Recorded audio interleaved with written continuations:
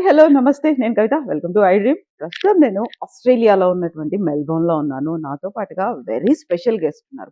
యాక్చువల్‌గా గత 6, 7 ఏళ్లుగా తను కేవలం జూమ్ ఇంటర్వ్యూలు మాత్రమే ఇస్తున్నారు. పర్సనల్ ఇంటర్వ్యూస్ ఇవ్వట్లేదు.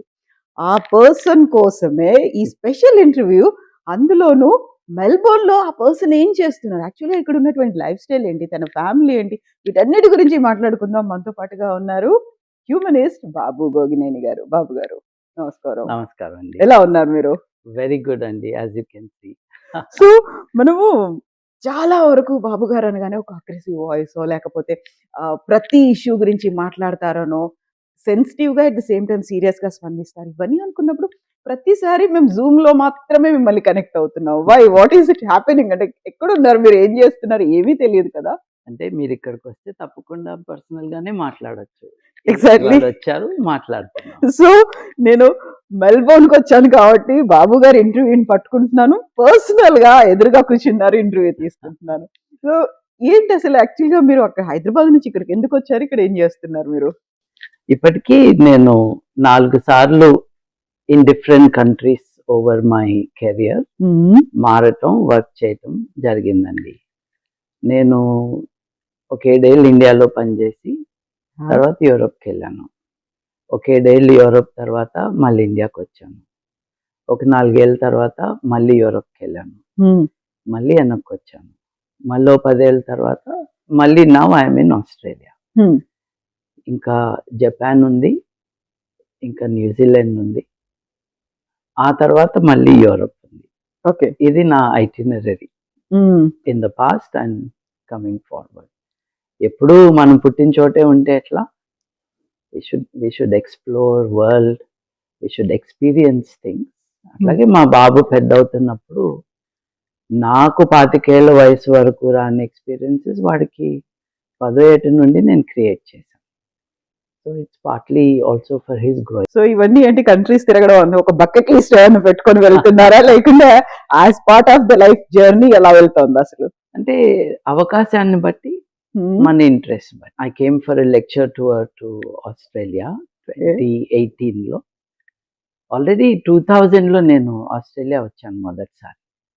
అప్పుడు వచ్చినప్పుడు it was a very high profile visit. ఈ కంట్రీలో top rated radio show Phillip Adam షోస్కి వచ్చాను. మాస్టర్స్ డిగ్రీ తెచ్చుకొని ఆ పాయింట్స్ని ఉపయోగించుకుని ఈ దేశంలో సెటిల్ అవ్వటానికి ఇమైగ్రేషన్ కోసం వాడుకుంటున్నారు. ఒక పర్పస్ కోసం చదువుతున్నాను. కానీ వాట్ ఈస్ ద రిజల్ట్ అండి? The result is 1/3 the population is in households where at least one master's degree holder is there. Okay. మనం నిరక్షరాస్య దేశం నుండి వస్తున్నాం. గత 15 ఏళ్లలో కాస్త కష్టపడ్డాము. రఫ్లీ 70% లిటరసీ, మన లో లెవెల్ స్టాండర్డ్స్ ప్రకారం 70% లిటరసీ ఉంది మన దేశం. ఈ దేశంలో as I said to you, 1/3 the population comes from homes where there is a master's degree. Regular university కాకుండా tertiary education, masters level. The quality of the people will be different కదా. అంత చదువుకున్న వాళ్ళు. ఇక్కడ మతం లేదు, there is no state religion. చర్చిలన్నీ ఎలా తెల్లబోతా ఉంటాయి. There is no interference of religion. ఏదో మీరన్న మన వాళ్ళు తీసుకొచ్చి మతాన్ని తెచ్చుకోవటమే తప్పిస్తే general life of Australia is clean, it is beautiful, the nature is wonderful. ఇక్కడ మీరేం చేస్తున్నారు యాక్చువల్‌గా? అక్కడంటే బోల్డన్ని ఇష్యూస్ ఉన్నాయి. యూజ్డ్ టు బి లైక్ రెగ్యులర్‌గా ఏదో ఒక ఇష్యూ కోసం మాట్లాడేవాళ్ళు, కనిపించేవాళ్ళు. ఇక్కడ లైఫ్ ఎలా ఉంది మీది? ఇక్కడ నా life is not an activist life for Australia. నా 50th బర్త్డే రోజు నేను I made an announcement. వచ్చే 5 ఏళ్లలో I'm going to change things in the way I do my activism. Okay. Soon after I started what I explained to you. Unfortunately, COVID కారణంగా 2 ఏళ్ళు and a little more time I spent in public education. ప్రాణాలు కాపాడటం డాక్టర్లే కాదు, correct steps ఏమిటి, అవి ఎలా తీసుకోవాలి చెప్పే అడ్వైజ్ ఇచ్చే పని కూడా ప్రాణాలు కాపాడే పని. నేను స్థాపించబోయే ఒంటరిగా కాదు, చాలా మందితో కలిసి ఈ విశ్వవిద్యాలయం అన్నది it will be for activism, precisely ఇటువంటి పనులు చేయటానికి, సైన్స్ యొక్క సమాధానాలు, సైన్స్ యొక్క మెసేజ్ అందరికీ చేరటానికి ఉపయోగపడేటట్టు. ఆఫ్ కోర్స్ నేను కొత్త దేశంలో సెటిల్ అవుతున్నాను కాబట్టి, అది టెంపరీగా ఉంటున్నాను కాబట్టి కొన్ని వేరే పనులు చేయాలి, కొన్ని వ్యాపారాల్లో ఉన్నాను. So these are the parallel things that are happening. మీకు నా గురించి ఇంట్రెస్ట్ ఏంటంటే నా యాక్టివిజం. ఎగ్జాక్ట్లీ ఏం చేస్తున్నారు? My activism is what I told you. We are preparing all these things. ఒక మాస్టర్స్ లెవెల్ ఎడ్యుకేషనల్ ప్రోగ్రామ్, దానికి కావాల్సిన వనరులు, అట్లాగే this needs to be establish. బ్రాడ్గా ఈ ఆస్పెక్ట్స్ మీద వీఆర్ ఫోకసింగ్. నేను నా activism is in French, German, English and Telugu. So the French related one ఫ్రాన్స్లో, బెల్జియంలో, దట్ కంటిన్యూస్. ఎక్కువగా మీడియాలో నేను మొదలుపెట్టడం నేను ఒక్కడినే చేస్తూ ఉన్నాను. ఇప్పుడు చాలా మంది ఉన్నారు కదా, అందరు చేసుకుంటారు. But I'm moving on to other areas. ఇండియాకి తిరిగి రాకముందు నేను I was doing other things కదా, human rights and activism of that level, united nations. మళ్ళీ ఆ దశకి వెళ్తుంది, not exactly there, but building other things. That's what is keeping me busy అండి. ఓకే, సో ఈ యూనివర్సిటీ అనేది లైక్ ఫిజికల్ గా కనిపిస్తుందంట, లేకుంటే ఆన్లైన్ కోర్సులు ఎలా ఉంటుంది, ఎక్కడ పెడతారు మరి? ఎక్కడ అన్నది నీడ్స్ టు బి డిసైడెడ్ అండి. యాజ్ ఐ సెడ్, ఒక 3 ఏళ్ళు పడుతుంది, but we will be doing it. పేరేం పెట్టబోతారు? పేరేం ఉంటుంది? It will be a foundation for humanism. Okay, the foundation will establish the university. అయితే మీరు చెప్పిన దాంట్లో కరోనా టైంలో మనకి బోల్డని మిత్స్ ఉన్నాయి, దాన్ని మించినటువంటి సెంటిమెంట్ లో లేకుంటే ఒక మూఢనమ్మకాలు ఉన్నప్పుడు, వెన్ యూఆర్ వర్కింగ్ విత్ మన జర్మనీతో వాళ్ళతో, ఫ్రెంచ్ వాళ్ళతో వాళ్ళకి ఇలాంటి సెంటిమెంట్స్, మూఢనమ్మకాలు లేవంటారా? కేవలం మన దగ్గర, అందులో తెలుగు వాళ్ళ దగ్గరే ఉన్నాయంటారా? అంటే పిచ్చి లేదండి, మూఢనమ్మకాలు ఉన్నాయి కానీ ఈ ఉన్మాదం లేదు. జ్యోతిష్యుడు మీ దగ్గర 5,000 తీసుకుంటున్నప్పుడు మీకు లేని బాధ, డాక్టర్కి 500 ఫీజు ఇచ్చినప్పుడు మీకు బాధ కలుగుతుంది. ప్రాబ్లం మీలో ఉంది. జ్యోతిష్కి 5,000 ఎందుకు ఇచ్చా? డాక్టర్కి 500 అంటేనే నీకు చాలా చివుక్కుమంటుంది మనసు. ఆర్కిటెక్ట్ డబ్బులు ఇవ్వవు, వాస్తు ప్రకారం చేసుకోవటానికి 25,000 నుంచి 50,000 ఇస్తున్నావే, నీది తప్పు. But that's to the side అనుకోండి. ఇప్పుడు వ్యాపారం అన్నది వాస్తవం. ఇప్పుడు నాకు ఒకటి ఎక్స్ప్లెయిన్ చేయండి. బెల్జియం ఉంది, నెదర్లాండ్స్ ఉంది, ఫ్రాన్స్ ఉంది. అక్కడ పబ్లిక్ హాస్పిటల్స్ అంటే ప్రభుత్వం ఓన్ చేసే హాస్పిటల్స్, లేదు ఒక నాన్ ప్రాఫిట్ ట్రస్ట్ పెట్టే హాస్పిటల్స్. ఈ హాస్పిటల్స్లో ఎవరికి లాభం ఉంది? ఇప్పుడు అక్కడ డాక్టర్లకి జీతాలు ఇస్తున్నారు, ఆ డాక్టర్లతో పనిచేస్తున్నారు. వాళ్ళు టీకాలు కొనమని ఇండెంట్ పెడితేనే టీకాలు వస్తాయి హాస్పిటల్కి. ఆ టీకాలు తయారు చేసే వాళ్ళు టీకా తయారు చేసే జ్ఞానాన్ని కంపెనీలకు ఫ్రీగా ఇచ్చినప్పుడు లాభం ఏ లెవెల్లో ఉంటుంది? చాలా లో లెవెల్లో ఉంటుంది, లేదు ఉండదు కూడా. సో మీకు ఎవరి మీద కోపం? మీకు జబ్బు మీద కోపమా, మందు మీద కోపమా? కోపం జబ్బు మీద ఉండాలి కదా.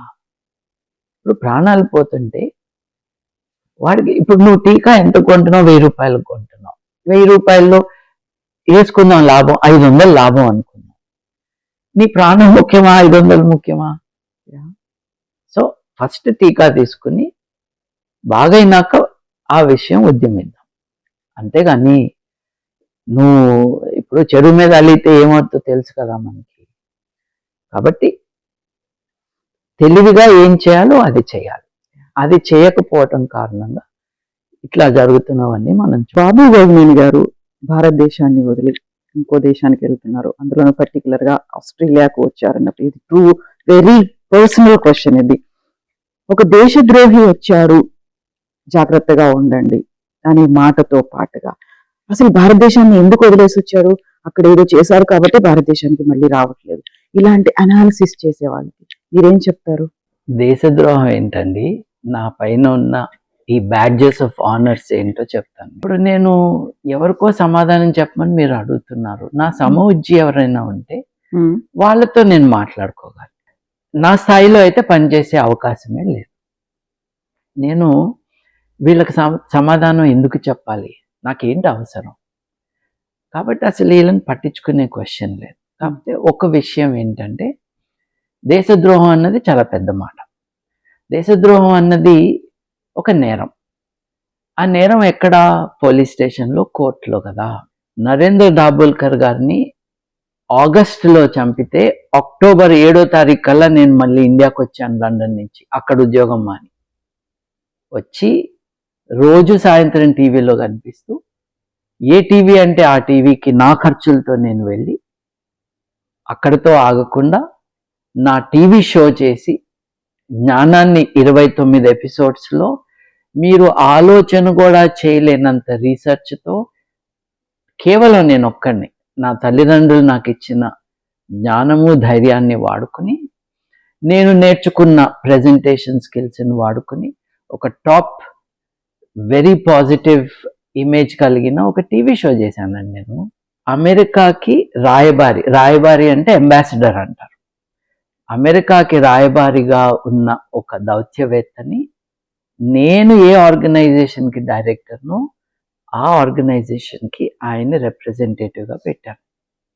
అంటే ఏంటంటున్నాను, ప్యారిస్లో యునెస్కోలో తస్లిమా నస్రీన్ అపాయింట్ చేశాను. న్యూయార్క్లో అందరితో యువర్ ఎక్సలెన్సీ అనిపించుకునే ఒక దౌత్యవేత్తని నా ఆర్గనైజేషన్కి నా ఆధ్వర్యంలో పనిచేయటానికి రిప్రజెంటేటివ్గా పెట్టాను. అంతర్జాతీయ హేతువాద మానవవాద సమాఖ్య యొక్క యానివర్సరీ సెలబ్రేషన్ని, ఈవెంట్ని యునెస్కో హెడ్ క్వార్టర్స్లో పెట్టాను, ప్యారిస్లో. ఫ్రెంచ్ అనో భాష ఉంది, ఆ భాషలో అక్కడ చేసిన పనులు అన్నమాట. మమ్మల్ని చంపుతామన్న హిందూ దేశంలో, ముస్లిం దేశంలో, క్రిస్టియన్ దేశంలో, అన్ని దేశాల్లోనూ ఉన్నాను నేను. అన్ని దేశాల్లోనూ ఏమి చేయగలనో చూపించాను. ఎక్కడ ఏది చేస్తానన్నది నా నిర్ణయం. ఏ దేశంలో ఎప్పుడు ఎంతకాలం ఉంటానన్నది నా నిర్ణయం, నా అవకాశం. ఇప్పుడు కవిత గారు, మీరు వీళ్ళకి ఏం చెప్తారు అంటున్నారు. అసలు వీళ్ళకి చెప్పేది ఏంటండి? వీళ్ళు ఎవరండి? వీళ్ళకి సమాధానం ఎందుకు చెప్పాలి? నేను సమాధానం చెప్పాల్సింది నా తల్లిదండ్రులకి. ఎందుకంటే వాళ్ళు కొన్ని ఆదర్శాలతో పెంచారు నన్ను. ఒక భావ పరంపరలో ఎక్కడో సోక్రటీస్ నుంచి బుద్ధుడు, లేకపోతే ఈ పెద్ద పెద్ద వాళ్ళందరూ ఇచ్చిన భావాలను క్యారీ చేస్తున్న నేను వాళ్ళకి సమాధానం చెప్పాలి. ఎందుకంటే వాళ్ళ నుంచి నేర్చుకున్నాను, వాళ్ళ నుంచి ఏదో పొందాను, వాళ్ళ నుంచి ఒక భావజాలం, ఒక దృక్పథం నేను పొందాను. నేను తప్పు చేస్తే వాళ్ళకి చెప్పుకోవాలి, పొరపాటు చేశాను, ధైర్యం లేకుండా ఉన్నాను. మీరు మీ ప్రాణాలు ఇచ్చేసినాక కూడా ఆ స్ఫూర్తి పొందిన నేను నిజాయితీగా లేకపోయాను అని, అటువంటి పరిస్థితి ఇవాళ దాకా రాలేదు. అటువంటి పరిస్థితి వస్తే వాళ్ళకి నేను సమాధానం చెప్పుకోవాలి, క్షమాపణ కోరాలి. ప్రతి ఒక్క పౌరుడి యొక్క ప్రాథమిక విధి అని రాజ్యాంగం చెప్పినప్పుడు ఆ విధులని నిర్వర్తిస్తున్న వాళ్ళకి రక్షణ కల్పించాల్సింది ప్రభుత్వం. అంటే సమాజం యొక్క నిర్మాణం, సమాజం యొక్క పునర్నిర్మాణం. అది సాంస్కృతికంగా పనిచేయటం అన్నది ఒకటైతే, రాజకీయంగా పనిచేయటం రెండోది. ఈ రెండు ఫీల్డ్స్లోనూ ఆధునిక భావాలను తీసుకురావాలని ప్రయత్నం చేసిన వాళ్ళని ఓడిస్తున్నారని మీరు అనుకుంటున్నారు. ఓడిపోతున్నది మీరు, వాళ్ళకేం కావట్లేదు. ఇక దేశద్రోహి అంటే దొంగని పట్టించినవాడిని నేను. పోలీసుని దొంగడేదో అంటే నేను రెస్పాండ్ అవుతానా? There is no way I will respond. దేశద్రోహం అన్నది ఒక నేరం. దేశద్రోహం నేరం అయితే ప్రభుత్వం పట్టించుకోవాలి. నాతో డిబేట్లో ఓడిపోయి, నాతో టీవీ ఛానల్స్లో పట్టుబడ్డ వాళ్ళు తప్పిస్తే మిగతా వాళ్ళు ఎవరైనా అన్నారా? చెప్పండి. మిగతా వాళ్ళు ఎవరైనా అన్నారా? లేదు కదా. ఎగ్జాక్ట్లీ. సో నేను ఎవరికి ఆన్సర్ చెప్పాలి? ఇందులో మీ మీద వచ్చేటువంటి ఇంకొక పర్టికులర్ కామెంట్ కావచ్చు, క్రిటిసిజం, మీరు హిందూ మత వ్యతిరేకి, అందువల్లే ప్రతిదాన్ని క్రిటిసైజ్ చేస్తూ వస్తూ ఉంటారు అనే మాట. నేను అన్ని మతాలకి వ్యతిరేకం. ఓకే. హిందూ మతం కాదు, క్రిస్టియన్ మతం అని కాదు, ఇస్లాం అని కాదు, ఆఫ్రికాలో మతాలు అని కాదు. అంటే మతం అంటే ఇట్స్ అ బ్రాడ్ టర్మ్ అండి. సో అన్ని మతాలకి నేను వ్యతిరేకిని అన్న మాట తప్పుగా కూడా అర్థం చేసుకునే డేంజర్ ఉంటుంది. మతం అంటే ద బెస్ట్ ఆఫ్ రిలీజన్లో మనిషి యొక్క జీవితము, మనిషి యొక్క విలువలు, మనిషి యొక్క జీవనాన్ని గైడ్ చేసే విలువల ఒక సమాహారంగా కూడా అర్థం చేసుకోవచ్చు. మతం అంటే దేవుణ్ణి ఎలా చేరుకోవాలి అన్న మార్గం సూచించే ఒక ఆలోచన విధానం అని కూడా అనుకోవచ్చు. నేను వాటికి వ్యతిరేకం కాదు. మతం అంటే వ్యవస్థీకృతమైపోయి సమాజంలో మార్పు రాకుండా, ఇప్పుడు మీ జీవితంలో అర్థం మీరు వెతుక్కోవటానికి మీరు మతాన్ని వాడుకున్నారనుకోండి, నాకేం అభ్యంతరం. మతాన్ని వాడుకుంటూ మానవ హక్కుల హననం చేయటం, సమాజంలో సగం మంది ఉన్న, సగం కంటే కొంచెం తక్కువ ఉన్నారు, అది కూడా ఒక రిజల్ట్ ఆఫ్ రిలీజన్, ఆడవారి హక్కుల్ని నాశనం చేయటానికి ఉద్యమిస్తున్న మగవాళ్ళకి వ్యతిరేకం. ఓకే. అటువంటి మగవాళ్ళకి సహకరిస్తున్న ఆడవాళ్ళకి నేను వ్యతిరేకం. మానవ హక్కుల హననం అన్నది ఎవరి కోఆపరేషన్ లేకుండా జరగదు. నేను పుట్టింది భారతదేశంలో, నేను పెరిగింది భారతదేశంలో, నాకు వచ్చిన భాష, నాకు కొంచెం అర్థమయ్యే భాష సంస్కృతం, నాకు బాగా అర్థమయ్యే భాష తెలుగు, ఇంగ్లీష్, ఫ్రెంచ్, జర్మన్. నేను ఈ భాషలు నాకు వచ్చిన ఈ భాషలను వాడుకుంటూ నా అభిప్రాయాలు చెప్తూ ఉంటాను. నేను పుట్టిన కుటుంబంలో ఒక 2 generations బిఫోర్ మైన్ హిందువులే. నా సమాజంలో ఏం జరుగుతుంది అన్నది నేను మాట్లాడతాను. ఇది ఎవరి కోసం అంటే నా కోసం కాదు. ఇవన్నీ నాకు తెలుసు కదా, ఇది నా కోసం కాదు. చదువు తక్కువగా ఉన్న దేశంలో, ఆడవాళ్ళని పాఠశాలకే రాకుండా చేసిన సమాజంలో, ఇవాళకి కూడా చదువు అంటే ఎంసెట్లు లేకపోతే జేఈలు అనుకుంటున్న సమాజంలో, చదువు అంటే రేపో ఎల్లుండో గూగుల్లో పనిచేయాలన్న జీతగాళ్ళని తయారు చేసే సమాజంలో మీరు ఆలోచించుకోవాలి. మీకు జీవితంలో విలువలు ఉండాలి. ఆ విలువలు అన్నవి ఆధునికంగా ఉండాలి. ఆధునిక విలువలు, ఆధునిక అవగాహన ఏదైతే విశ్వం పట్ల ఉందో దానికి అనుగుణంగా ఉండాలి. సమాజ పరివర్తన అంటే ఏంటి? జ్ఞానానికి మన యొక్క ప్రవర్తనకి సమన్వయం చేసుకోవడం. ఒకప్పటి జ్ఞానం నేడు అజ్ఞానంగా గమనించబడుతుంది. ఇవి మేము ముందు ఊహించి పెట్టిన సంస్థ. ఈ దేశాల్లో రాజ్యాంగం, ఆధునిక విలువలు, ప్రజాస్వామ్యం ఫెయిల్ అవుతున్నాయి. మన దేశంలో అవుతున్నట్టు. నేపాల్ తన రాజ్యాంగం రాసుకుంటున్నప్పుడు నేపాల్ పార్లమెంట్లో వాళ్ళ కాన్స్టిట్యూయెంట్ అసెంబ్లీ మెంబర్స్, అంటే మెంబర్స్ ఆఫ్ పార్లమెంట్, వాళ్ళకి ట్రైనింగ్ ఇవ్వటాన్ని నన్ను పిలిచారు. ఆ రాజ్యాంగంలో నా పాత్ర ఉంది. నేను వాళ్ళకి చెప్పాను, వాళ్ళకి నేర్పించాను లౌకికవాదం ఏంటి. ఈ దేశాల్లో శ్రీలంకలో ఏమైంది, బంగ్లాదేశ్లో ఏమైంది, పాకిస్తాన్లో అధికార మార్పిడి ఎలా జరిగింది? Because the societies are collapsing. They are not modern anymore. They are not human rights compliant. జనాభా ఏంటి మన దేశంతో సహా? మన దేశంలో 65% of India is below 35 years of age. అంటే యువత. ఇప్పుడు 35 యువతనా కాదా అనొచ్చు, కానీ అందరూ 35 కాదుగా, 35 కంటే తక్కువ వాళ్ళు అన్నారు. 90 కోట్ల మంది భారతదేశంలో, కేవలం భారతదేశంలో 90 కోట్ల మంది they are people who are young, who are below 35. వీళ్ళందరికీ ఉద్యోగాలు ఉన్నాయా? మానవవాదం, మనిషి యొక్క కేంద్రంగానే సమాజం యొక్క రాజకీయం కానీ సమాజం యొక్క నడవడి కానీ ఉండాలి అన్నది ఉద్దేశం. గుర్తు చేయటం ఉద్దేశం. మారుతావో లేదో నీ ఇష్టం, అసలు ఈ రైలు వెళ్తుందండి, ఉమ్, ఎక్కితే ఎక్కువ రైలు వెళ్ళిపోతుంది, నువ్వు అక్కడే ఉంటావు. మనం అక్కడే ఉంటున్నాం. నేను మీతో మొన్న కూడా అన్నాను, ఓ పక్కన ఒక గ్రహణం వచ్చిందనో లేకపోతే ఒక ఆకాశంలో ఒక అద్భుతం కనిపిస్తుందనో సంబరపడుతూ వేడుకగా చేసుకుంటున్నది ఒక పక్కనైతే, రోకలి నుంచున్నది అని సంబరపడే జనాలు రెండో పక్కన. సూర్యకిరణాలు కనపడని కారణంగాను, కనిపించిన కారణంగాను ప్రత్యేకమైన ఏవో కిరణాలు వస్తాయి అనుకునే వాళ్ళు కొంతమంది. వీళ్ళందరూ స్కూల్కి వెళ్ళిన అజ్ఞానులే. భూమి గుండ్రంగా ఉందని తెలిసి అయినా కూడా వాస్తు కావాలనుకునే, బల్లపరపు భూమి కావాలనుకున్న జనాలే. మనం ఇక్కడే ఉన్నామండి. మనం అంటే చాలా మంది భారతదేశంలో ఇక్కడే ఉన్నారు. భారతదేశం నుండి వలస వచ్చిన వాళ్ళు కూడా ఇక్కడే ఉన్నారు. ఇక్కడ అంటే బల్లపరుపు భూమి దగ్గరే ఉన్నారు. ప్రపంచం మన కోసం ఆగదండి. వాళ్ళు వెళ్ళిపోతున్నారు, వాళ్ళు ఎక్కడికో వెళ్తున్నారు. ఒక్క ఇస్రో యొక్క గ్రేట్ అచీవ్మెంట్స్ కానీ, మనం తీసుకున్న కొన్ని ప్రోగ్రెసివ్ స్టెప్స్ వల్ల వచ్చిన పాజిటివ్ థింగ్స్ కానీ, వాటిని ఆలోచిస్తూ దేశమంతా బాగుందని అనుకోవద్దు. కొన్ని ఏరియాస్లో బాగా చేశాం, but not in all areas.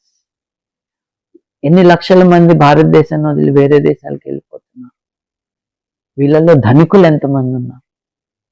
అంటే డబ్బున్న వాళ్ళు, అవకాశం ఉన్న వాళ్ళు వేరే దేశాలకు వెళ్ళిపోతున్నారు. విశ్వగురు ఇదైతే ఇక్కడ ఎందుకు ఉండట్లేదు? వీళ్ళు బయటకు వెళ్ళి డప్పు కొట్టడమే తప్పిస్తే దేశానికి మన దేశంలో ఉండి మార్చాలని అనుకోవట్లేదే.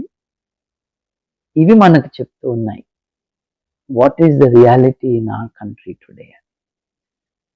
బ్రిటిష్ వాళ్ళు మన దేశంలో ఉన్నప్పుడున్న సమాజంలో ఉన్న అసమానతల కంటే కూడా ఈ రోజు ఎక్కువ ఉందని చెప్తున్నారు. బ్రిటిష్ వాళ్ళని పంపించింది దేనికి?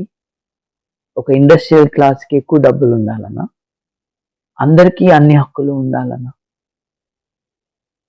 సో ఒక వికృతమైన రాజకీయ క్రీడని ప్రజాస్వామ్యం అని నమ్మబలుకుతూ, అది అసలు ప్రజాస్వామ్యం ఎట్లా అవుతుంది? ప్రజలు స్వాములైతేనే అది ప్రజాస్వామ్యం. ఇది పార్టీ స్వామ్యం. పార్టీలు డొనేషన్లు లేకుండా, ఎలక్టోరల్ బాండ్స్ లేకుండా మేము మా రాజకీయాన్ని కొనసాగిస్తాము అన్నది కేవలం కమ్యూనిస్ట్ పార్టీ సిపిఐఎం తప్పించి మిగతా అన్ని రాష్ట్రాల్లోనూ అన్ని పార్టీలు కొన్ని వందల కోట్లు తీసుకుంటే కొన్ని వేల కోట్లు తీసుకున్నాయి. ఇది క్విడ్ ప్రోక్యో కాదా? ఈ కరప్ట్ సిస్టమ్ని మార్చాలి అన్న కోరిక ఎవరికీ లేదే. నేను గూగుల్లో ఉద్యోగం తెచ్చుకోవాలన్నది లైఫ్ అంబిషన్ అయిపోయిందండి పిల్లల్లో. ఈ దేశంలో నేనున్నాను, ఈ సమాజంలో నేనున్నాను, దీన్ని మార్చాలి, ఆ మార్పులో నాకు భాగస్వామ్యం కావాలి అని అనుకునే వాళ్ళు ఉన్నారు. దీన్ని ఆలోచించి దీని గురించి స్టెప్స్ తీసుకోవాలి అన్నది ఒక విన్నపం, ఒక హెచ్చరిక. అయితే నువ్వు చేయొచ్చు కదా అంటాడు ఒక్కొక్కడు యూట్యూబ్లో కింద కామెంట్స్ లో. ఒక ఉద్యమం, ఒక పని, 10 మంది కలిసి ఇది కావాలని కోరుకుందామన్న ఆలోచన పోయింది. అంటే ప్రజాస్వామ్యాన్ని పాతి పెడుతున్నారు వీళ్ళందరూ. దీన్ని మార్చాలి అనుకుంటే ఒమర్ ఖాలిద్కి 5 ఏళ్ళ నుంచి హియరింగ్ లేదా? ఇప్పుడు ఆయన మంచోడో చెడ్డోడో నాకు తెలియాలని ఉంది. ఇప్పుడు ఒక మనిషి నేరస్తుడో కాదో అన్నది కోర్టులో తేలాలి కదా. నువ్వు కోర్టులో విచారణ మొదలు పెట్టకుండా 5 ఏళ్ళు కడితే, ఇప్పుడు పొలిటికల్ పార్టీ అధికారంలో ఏం మాట్లాడుతుందో జడ్జిలు కూడా అదే మాట్లాడుతున్నారని తెలుస్తుంది కదా మనకి. అంటే మొత్తం వ్యవస్థ కుప్పకూలటానికి రెడీగా ఉన్నది. అయినా కూడా ఆ విషయాల గురించి ఆలోచించే వాళ్ళు తక్కువైపోతున్నారు. ఆలోచిస్తున్న వాళ్ళు గ్రహించి వామ్మో నేను ఇక్కడ ఉండటం దేనికి అని ఇంకో దేశానికి పోతున్నారు. కానీ మార్పుకు ప్రయత్నం చేయట్లేదు. మార్పుకు ప్రయత్నం చేసిన వాడిని దేశద్రోహి అంటున్నారు. చావండి, నీకు ఇట్టాగే ఉండదు. అర్బన్ నక్సల్ అనేది కూడా ఉంది కదా. అవును, ఇప్పుడు ప్రజలని మీకు మీరుగా ఆలోచించుకోవాలి అని చెప్పిన ప్రతి ఒక్కడు ద్రోహి అయినప్పుడు ఆ సమాజం ఎక్కడ ఉంటుంది చెప్పండి మీరు. Is there a chance that things will become better? If so, what are the indications? గోధి media చెప్తున్న విషయాలు పక్కన పెట్టి ఐటీ సెల్ ప్రచారం చేస్తున్న విషయాలను పక్కన పెడితే is that an indication things will become better? ఎవరికి వాళ్ళు ఆలోచించుకోవాలి. ప్రజలే తమకి తాము వ్యతిరేకులం అయిపోయినాక ఏం మార్పు తెచ్చుకుంటారు? తెచ్చుకోలేరు. ముందుకెళ్తారు, వెనక్కే వెళ్తారు, వెళ్తున్నారు కూడా. Thank you so much Babu garu. As usual గా we discuss many things and ఆలోచించాల్సినటువంటి విషయాల గురించి కూడా చెప్పినాం. థ్యాంక్ యూ సో మచ్ అండి. థ్యాంక్ యూ అండి. And don't forget to subscribe to iDream. And for more videos, Please subscribe to iDream. Please subscribe to iDream. Please subscribe iDream. And please subscribe to iDream. For more videos, subscribe to iDream. please like, share and subscribe to the channel. Congratulations, iDream. Subscribe to iDream. Subscribe to iDream. So subscribe to iDream Media. iDream ki iDream team andarki huge congratulations. Please subscribe iDream Media. Please subscribe to iDream. Subscribe iDream. Please subscribe to iDream. iDream అంటే నా కళల ఛానల్ను subscribe చేసుకున్న నోరు తిరుగుతలేదు. మీరైతే గంట గుర్తు కొట్టండి. For more such videos, please subscribe to iDream.